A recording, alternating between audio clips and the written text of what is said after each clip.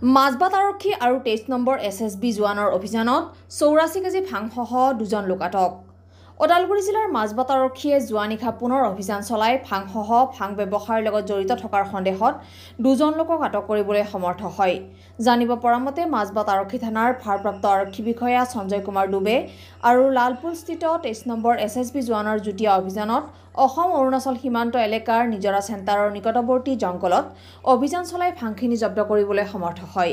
আৰক্ষীৰ উক্ত অভিযানত অসম অৰুণাচল সীমান্তৰ নিজৰা জংঘলৰ মাজেৰে দুজন লোক ভাং কঢ়িয়াই আনি থকা অৱস্থাত আৰক্ষী আৰু SSBৰ জোৱানসকলে দুজনক আটক কৰাৰ লগতে 84 কিলোগ্ৰাম ভাং জব্দ কৰি মাজবাট থানাত লৈ আহে।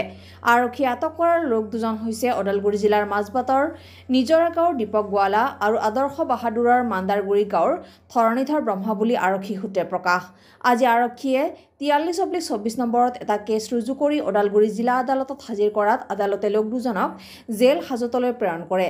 জব্দ কৰা ভাংখিনিৰ আন্তঃৰাজ্যিক বজাৰ মূল্য প্ৰায় 42 লাখ টকা হ'ব বুলি মাজবাট আৰক্ষীয়ে জানিবলৈ দিয়ে। North east live today, Majbat. Dharanidhar Brahma. ঘৰ ক'ত?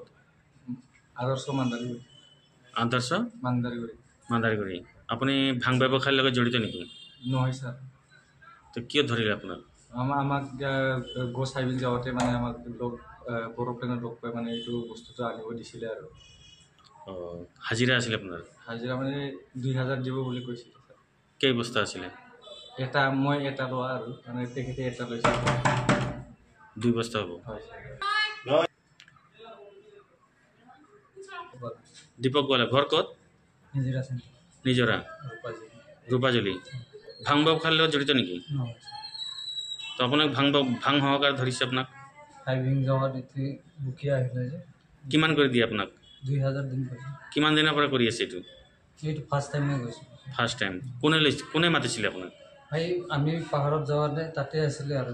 তেওঁৰ নাম জানে নেকি? নাজানো। কিয় নাজানে? ব্যৱসায় কৰে, নাম জানিব লাগে। কেইদিনৰ পৰা টানি আছে এইটো? আমি এইটোৱে ফাৰ্ষ্ট টাইমে গৈছিলোঁ। First time.